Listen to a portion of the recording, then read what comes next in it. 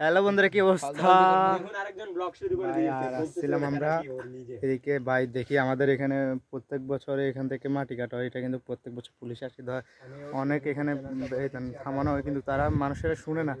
এখানে প্রচুর মাটি কাটা হয় প্রত্যেক বছরে। এখান থেকে পুরো জায়গাটা মাটি কেটে সবগুলো এখানে, এটা সাইডের নদী তো, এখান থেকে মাটি কাটে আর এটা বেআইনিভাবে কাটতেছে। এটা কাটার নিয়ম নাই, এখন কারেন্টটা আনছিল এদিকে। আর এখন কিন্তু বলতে এখান থেকে কিছু বলার না, যারা আছে তারা কিছু মানুষ পাওয়ারফুল মানুষের থাকার কারণে কেউ কিছু বলতে পারে না।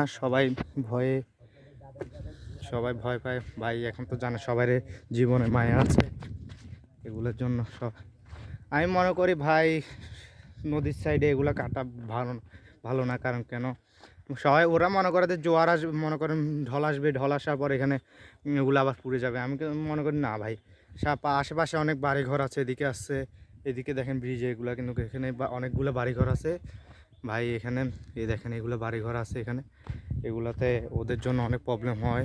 তারা বন্যার সময় যদি ভাঙন দেয় তাহলে এটা অনেক প্রবলেম, অনেক ফ্যামিলি জন্য সমস্যা হয় এগুলাতে ভাই।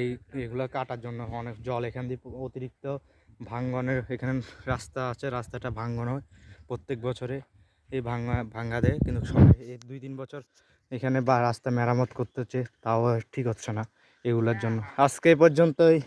তোমাদের কাছে কেমন লাগে ভাই বলো, এটা কি ভালো না খারাপ? তোমরা নিজেরাই বলো, কমেন্টে জানাও। আর আজকে এই পর্যন্তই, টাটা।